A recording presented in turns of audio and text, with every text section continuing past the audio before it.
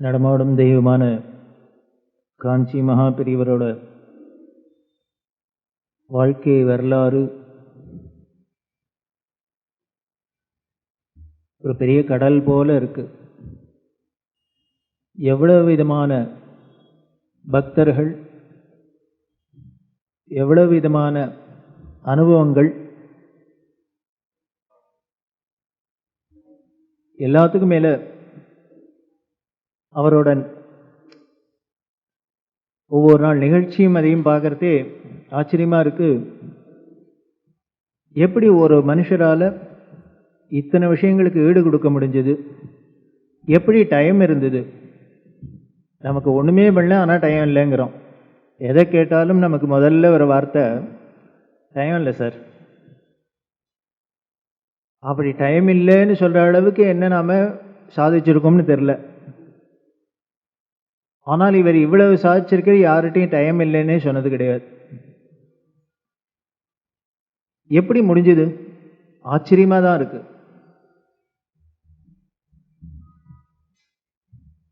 கால நியமினிகா அப்படின்னு விஷ்ணு சஹஸ்ரநாமம் சொல்றது. கால நேமி அப்படின்னு காலத்தை நியமிக்கிறவன் அப்படின்னு பகவானை சொல்றது. காலாதீதன் அப்படிங்கிறது காலத்துக்கு அப்பாற்பட்டவன் அப்படிங்கிறது. டைம் அண்ட் ஸ்பேஸ் இது ரெண்டுத்துக்குள்ள தானே உலகமே இருக்கு. இந்த பிரபஞ்சம் முழுக்களும் எதுக்குள்ள அடங்கி இருக்கு? இந்த டைம் ஸ்பேஸ் இது ரெண்டுத்துக்குள்ள தான். விஞ்ஞான ரீதியா அந்த டைம் ஸ்பேஸ்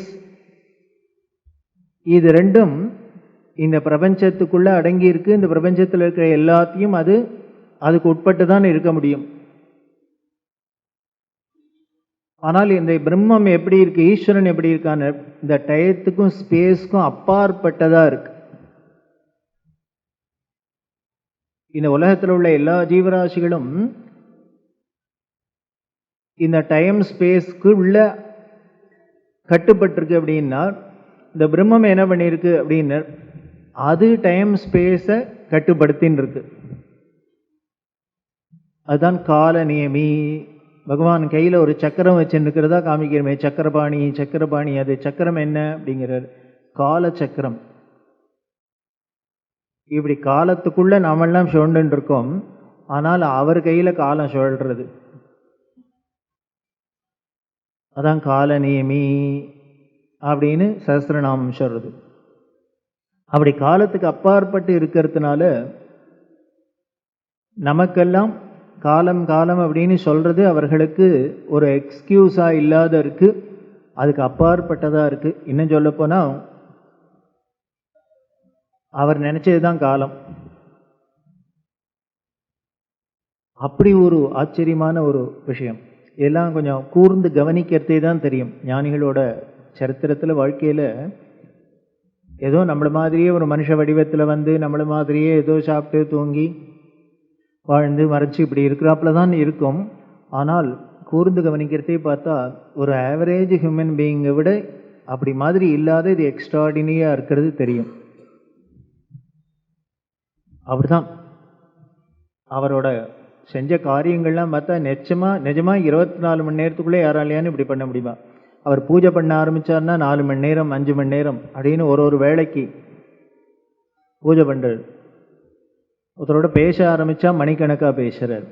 ஒரு இடத்துக்கு ஊரை சுத்துறதுன்னு ஆரம்பிச்சா மணிக்கணக்கா சுத்துறார். இப்படி எதை பண்ணினாலும் மணிக்கணக்கா இருக்கு. ஆனால் டைம் என்னமோ அவருக்கும் 24 மணி நேரம் தான் இருந்தது.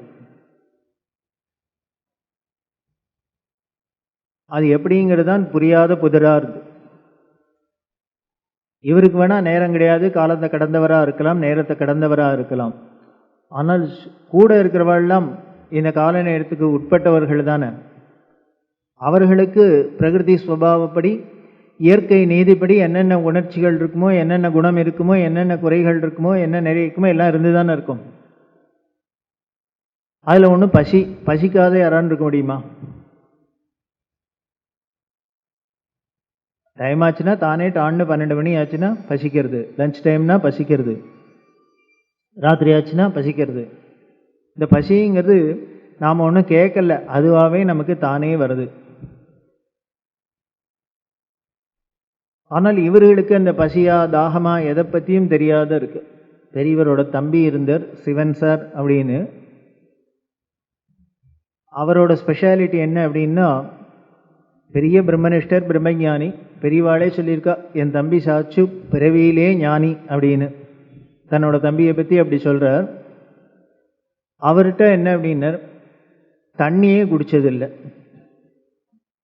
வருஷக்கணக்காக தண்ணி குடித்ததில்லை. சாப்பாடு அப்படின்னா யாரானும் கம்பல் பண்ணினா சாப்பாடு, அது எப்படி சாப்பாடுன்னார், காக்கா குருவி கூட கொஞ்சம் ஜாஸ்தி சாப்பிடும், அதை விட கம்மி. சாப்பிடாத இருக்கிற பல பேரை பார்க்கலாம், ஆனால் தண்ணியே கூட குடிக்காத இருக்க முடியுமா? அதுவும் இங்கே தான் மெட்ராஸில் தான் இருந்தார். இந்த மெட்ராஸ் வெயிலுக்கு தண்ணி குடிக்காத இருக்க முடியுமா? இருந்தார்.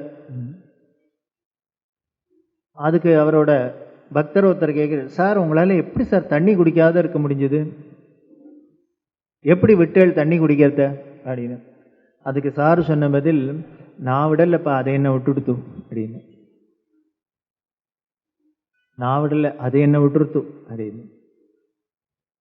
இதுலேருந்து ஒரு தெரியறது, எந்த ஒரு இயற்கை விஷயங்களையும் நம்மளால விட முடியாது, அது நம்மளை விட்டு போனால் உண்டு. கொடியில் பழம் பழுத்துடுத்து அப்படின்னா இப்போ என்ன பண்ணோன்னா, பழம் கொடியை விட்டு வர வேண்டாம், கொடி பழத்தை விட்டு போயிடும். மாம்பழம் பழுத்துடுத்து அப்படின்னா என்ன பண்ணுறது, மரமே தள்ளி விடுறது கீழே. அதுபோல் இந்த உலகத்தில் உள்ள பந்தபாசங்கள்லாம் அதுவாகவே நம்மளை விட்டு போனால் உண்டு. ஏன்னா நாமளாவே போய் பிடிக்கல, அதுவாகவே தான் எப்படியோ தெரியல நமக்கு ஒட்டின்னு இருக்கு. அப்போ அதுவாகவே தான் போகணும். அது போகணும்னா என்ன பண்ண, பழுக்கணும். அது பழுக்கிறது என்ன, ஞான எழுச்சி. அந்த ஞானம் வந்ததுனால், ஞான எழுச்சி வந்ததுனால், ஞான எழுச்சின்னா வேறு ஒன்றும் இல்லை, ஞானம் வருதுன்னா வேறு ஒன்றும் இல்லை. நம்மள்கிட்ட இருக்கிற அஜ்ஞானம் போகிறதுக்கு பேர் ஞானம் வருதுன்னு அர்த்தம். நம்மள்கிட்ட இருக்கிற அறியாமை போயிடுத்துன்னா அறிவு, அவ்வளவுதானே. இந்த இடத்துல இருட்டு இருக்குது அப்படின்னா, இருட்டை போக்கடிக்கிறதுக்கு என்ன பண்ணணும், ஸ்பெஷலாக அதுக்கு ஏதான காரியம் செய்யணுமான்னு வேண்டாம். ஒரு விளக்கு ஏற்றினா இருட்டு தானே போயிட போகிறது, விளக்கு இல்லைன்னா இருட்டு இருக்கும், அவ்வளோதான். அதைப்போல் நமக்கு அறியாமை இருந்ததுன்னா ஞானம் இல்லை, ஞானம் வந்துடுத்துன்னா அறியாமை தானே போயிடுது, அவ்வளோதான். அதைத்தான் நீங்கள் சொல்கிறார், நான் அதை விடலப்பா, அது என்ன விட்டுடுத்து. அப்படி பசி தாகம் இல்லாத ஞானிகள் வேணா இருக்கலாம், ஆவரேஜ் ஹியூமன் பீயிங்காக இருக்கிற நம்மளாலாம் இருக்க முடியுமா? கூட இருக்கிறவாளுக்கெல்லாம் கஷ்டமாக இருந்தது. ஒரு நாளை பார்த்தாப்புல இவர் 2 மணிக்கு 3 மணிக்கு இவர் சாப்பிட்ட அப்புறம்தான் மற்றவர்கள்லாம் சாப்பிட வேண்டியிருக்கு. சிஷ்யர்களாக இருக்கிறவர்கள் நீங்கள் பாட்டுக்கு சாப்பிட்டா சாப்பிடுங்க, குருஜி சாப்பிடலைன்னா நாங்கள் போய் சாப்பிட்றோம் டான்னு சாப்பிட முடியுமா? ஒருத்தட்ட ஒரு மரியாதை வச்சுருக்கோம், மதிப்பு வச்சுருக்கோம் அப்படின்னா அவர்களுக்கு எல்லாம் பண்ணிவிட்டு, அவர்கள் உபச்சாரம் பண்ணிவிட்டு அப்புறம் தானே நம்ம பண்ணிக்கிறது நமது மரபு.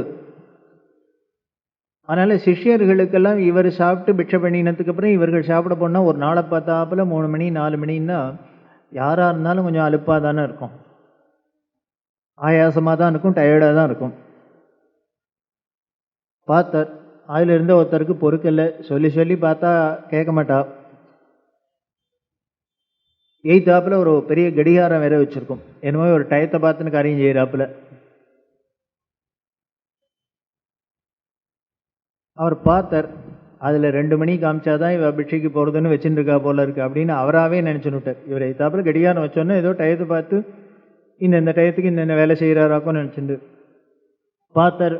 இப்படி தினம் அது முள் 2க்கு வந்தால் தான் 2 மணியை காமிச்சாதான் இவர் சாப்பிட போகலாமா அப்படின்னு பார்க்குறார்.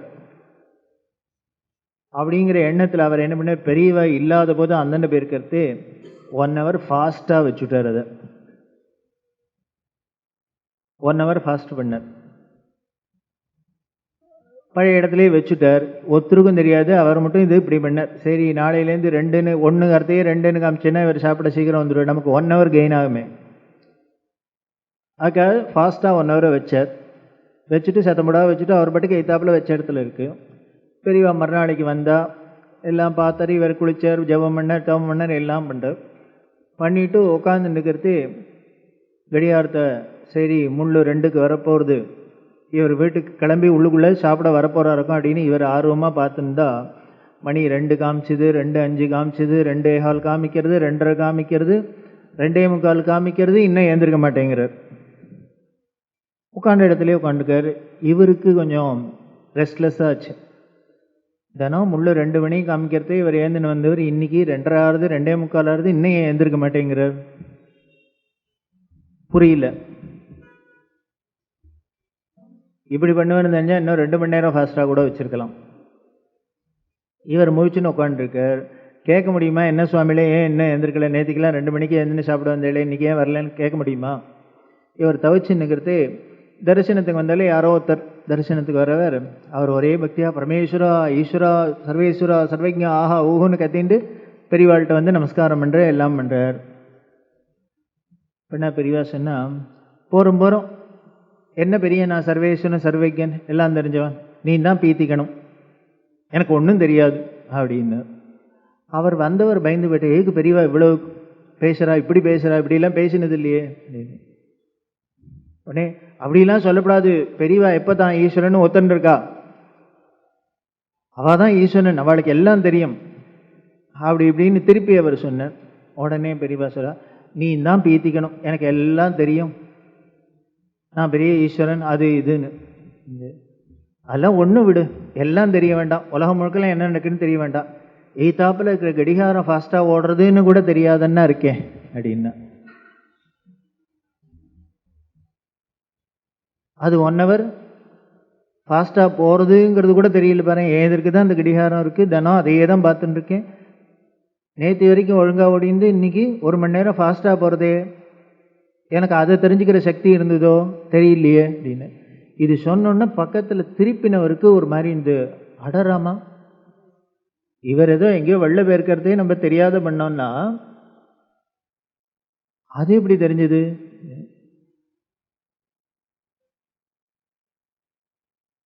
எய்தாப்பில் இருக்க கடிகாரம் 1 மணி நேரம் வேகமாக போகிறத கூட தெரிஞ்சுக்கிறதுக்கு சக்தி இல்லாத நான் உட்காந்துருக்கேன், நீங்களாம் என்னடான்னா என்கிட்ட வந்து நான் ஆஹா ஓஹோ நான் பெரிய ஞானின்னு நினச்சிட்டு என்கிட்ட வந்துதுங்கிறேளே அப்படின்ட்டு அவரை திருப்பி வச்சுற பார்த்தார். அப்படித்தானே அப்படின்னா அவர் என்ன பதில் சொல்லுவார்? திருடனுக்கு தேள் கொட்டுற மாதிரி முழிக்கிறார். உடனே அவர்கிட்ட வந்தவர்கிட்ட சொல்கிறா, நீ அதெல்லாம் விடு, இனிமேல் கடிகாரம் முன்னால் இருக்கிறது கடிகாரம் 1 மணி நேரம் ஃபாஸ்ட்டாக போகிறதா ஸ்லோவாக போகிறதா அத்தை பண்ணுறதா இத்தை பண்ணுறதா இதெல்லாம் தெரிஞ்சுக்கிறது வேண்டாம். ஒரு சாதாரணமாக ஒரு மனுஷாளுக்கு இருக்கிற குணம் கூட ஒரு தெரிஞ்சுக்கின்றது கூட எனக்கு தெரியல பாரு அப்படின்னா. எல்லாருக்கும் 12 மணி ஆனால் பசிக்கும் சாப்பிடணும் அப்படிங்கிற ஒரு இங்கிதம் கூடனா எனக்கு தெரியல பாரு அப்படின்னா. அது கூடனா தெரியல இட்டு இதுகள்லாம் கார்த்தாலேருந்து பாவம் பட்னியாக கிடக்கா, நான் சாப்பிட்டாதான் அவள் சாப்பிட முடியும் அப்படின்னு அவள் ஒரு நேதி வச்சுன்னு இருக்கா. சன்னியாசிகளுக்கு அப்படி ஒன்றும் நியமெல்லாம் கிடையாது. ஆனால் ஒரு ஆச்சாரிய பீடம் குரு பீடத்தில் இருக்கிறதுனால ஒரு உயர்ந்த ஸ்தானத்தில் வச்சிருக்கிறதுனால இந்த ஒரு மரியாதைப்படி இருக்குது. அதனால் எனக்கு வேணால் பசிக்காத இருக்கலாம் எத்தனை நேரம் ஆனாலும், கூட இருக்கிறவாளுக்கெல்லாம் பசிக்கும்னாலும் எனக்கு தெரிய வேண்டாமோ? அந்த ஒரு அறிவு கூட எனக்கு இல்லை பாரு, அந்த ஒரு ஞானம் கூட எனக்கு இல்லை பாரு. எனக்கு பசிக்கலைங்கிறதுக்காக நான் 3 மணி ஆனாலும் பிசாத உட்கார்ந்துட்டு இருக்கேன். ஆனால் அவளோ என்கிட்ட சொல்ல முடியல, தவிக்கிறா. இப்படி இதுவெல்லாம் பசியோடு திண்டாடுறதே, அதுக்காக நான் முன்னால் போய் சாப்பிடக்கூடாதோ? அது கூட பண்ணணும்னு ஒன்று தெரியல. இப்படி ஒன்றும் தெரியாத இருக்கேன், கூட இருக்கிறவா சௌகரியம் கூட தெரியாத இருக்கேன், எய்தாப்பில் நடக்கிறது கூட தெரியாத இருக்கேன். இப்போ ஏற்பட்ட என்னை பார்த்து நீ என்னடான்னா பெரிய நான் தான் ஈஸ்வரன் ஆஹா ஓஹோன்னு சொல்லிட்டு வந்துட்டுருக்கேள் எல்லாரும் நம்பிண்டு. வந்தவருக்கு ஒன்றும் புரியல. ஏன்னா அவருக்கு என்ன தெரியும், ஃபாஸ்ட்டாக 1 மணி நேரம் வச்சது 2 மணி நேரம் வச்சது என்ன திடீர்னு இப்படி ஏதோ பெரியவா பேசுகிறாளேன்னு அவர் ஆச்சரியப்படுற. இதை சொல்லிண்டா தண்டத்தை தூக்கின்னு ஏந்துண்டா. திருப்பி வச்சாரு அவரை பார்த்துட்டு கடிகாரத்தை சரியாக வச்சிரும் அப்படின்னா உள்ள போயிட்டா. அவர் பயந்தர், அழுதர். நாம் ஏதோ இவருக்கு தெரியாத கடிகாரத்தை ஃபாஸ்ட்டாக வச்சுட்டா இவர் ஏமாந்து போய் 1 மணி நேரம் முன்னால் வந்துடும்னா இவர் என்ன நம்ம தடுக்கில் போந்தால் அவர் கோலத்தில் போடுறேங்கிறது. இதான் ஞானிகள்.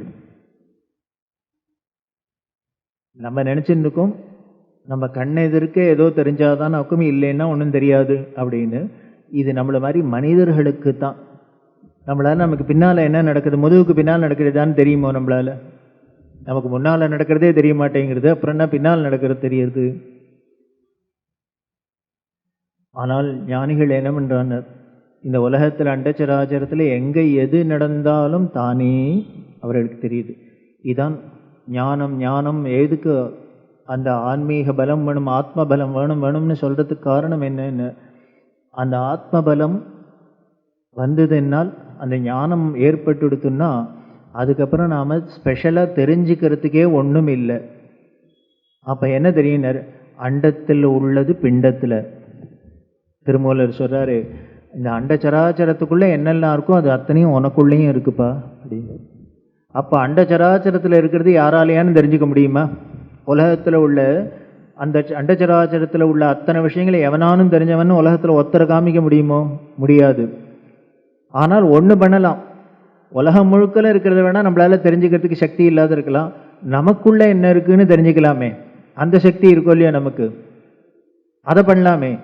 அதுக்கு பேர் தான் ஆத்ம விசாரம்னு பேர். ஆத்ம விசாரம், ஆத்ம விசாரம். இத்தனை உலகத்தில் இவ்வளவு அதிசயங்கள் நடக்கிறது, இத்தனை நடக்கிறது, இத்தனையும் தெரிஞ்சுக்கிறோம். நம்மளோட அறிவுனால ஆராய்ச்சி பண்ணி இத்தனையும் தெரிஞ்சுக்கிறோம். ஆனால் ஒன்றை மட்டும் தெரிஞ்சுக்க விட்டுறோம், இத்தனையும் தெரிஞ்சுக்கிற நாம யாருன்னு தெரிஞ்சுக்கல. இத்தனை விஞ்ஞானத்தையும் கண்டுபிடிக்கிற அறிவு எதுன்னு நமக்கு தெரியல, அந்த பேரறிவை தெரிஞ்சுக்க தெரியல. அதை தெரிஞ்சுனுட்டோம் அப்படின்னால் மீதி எல்லாம் தானே நமக்குள்ள தெரியும். அதுதான் ஆன்மபலம். ஆன்மபலம் அப்படின்னு சொல்லி, ஆத்மபலம் அப்படின்னு சொல்லி, அந்த ஆத்மாவை உணர்றது தான் வேதாந்தத்தில் நமக்கு ரொம்ப மிக உயர்ந்த ஒரு நிலையாக சொல்லியிருக்கு. மனுஷனாக பிறக்கிறதே எதுக்குன்னு, நாம் உலகத்தை தெரிஞ்சுக்கிறதுக்கு, இதை தெரிஞ்சுக்கிறது, அதை தெரிஞ்சுக்கிறதுக்குல நாம் யாருன்னு தெரிஞ்சுக்க. ரமண மகர்ஷி திருப்பி திருப்பி என்ன சொன்ன, நான் யார் விசாரம். நான் யார் விசாரம்னா என்ன, நான் யாருன்னு என்ன விசாரம் பண்ணுவானே. அதை யாரான்னு என்ன கேட்டாக்க, சார் நீங்கள் யாருன்னு கேட்டால் எனக்கு சொல்ல தெரியாதா, I am so and so Ganesh Sharma, இந்தாங்க பாருங்கோ விசிட்டிங் கார்டை வேணால் கொடுக்கலாம். எல்லாரும் இப்படி தானே நினச்சிட்டு இருக்கோம். ஆனால் நிஜமாவே அந்த விசிட்டிங் கார்டில் இருக்கிறது தானா நான்? இந்த கணேஷ சர்மாங்கிற பேரு தானா நான்? இந்த வெறும் இந்த உடம்பு தானா நான்? இல்லையே. இது அத்தனை வெளியில தெரியறது, உள்ளுக்குள்ள என்னமோ ஒன்று இருக்கே. அது இல்லைன்னால் இந்த உடம்பா இருக்கட்டும், பேரா இருக்கட்டும், காடா இருக்கட்டும், ஏதான உபயோகம் உண்டோ? சித்தர்கள் பாரு, பார்த்தா பசுமரம், படுத்து விட்டான் நெடுமரம், சேத்தா விறகுக்காகமா? வெரிசிக்கு நின்று இருக்கிற மரத்தையான வெட்டி போட்டாக்க அடுப்புக்கு எரிச்சா கரியானு வரும். ஆனால் இந்த மனுஷனை எரிச்சாக்க வருமோன்னு ஒன்றும் மிஞ்சாது. எல்லாத்தையும் மறுநாளைக்கு பாலை தெளிச்சு கொண்டு சமுத்திரத்தில் தான் போடணும். பைசாக்கு பிரயோஜனம் இல்லை. ஆனால் நேத்தி வரைக்கும் என்ன, சார் தான் சார் ஊர்லேயே பெரிய மனுஷர் அப்படின்னு அவர் பார்த்தாக்க அத்தனை பேரும் நடுங்கினா ஆட்டி வச்சார். இப்போ என்ன எங்க போச்சுன்னு தெரியல அப்படின்னா, இப்படி இவர் இருக்கிறதே இத்தனை கொடுத்தது, மதிப்பு கொடுத்தது, இவரை ஆட்டி படைச்சது. இப்போ இல்லைன்னொன்னே இப்படி இவரை ஒன்றும் இல்லாத இன்வேலிடா ஆக்கி கொடுத்து, எது ஆக்கித்து எது தூக்கித்து தெரிஞ்சதோ யாருக்கானும் தெரியல. அந்த உள்ளுக்குள்ள இருக்கிற அந்த ஜீவன்கிற ஒன்று, அது என்ன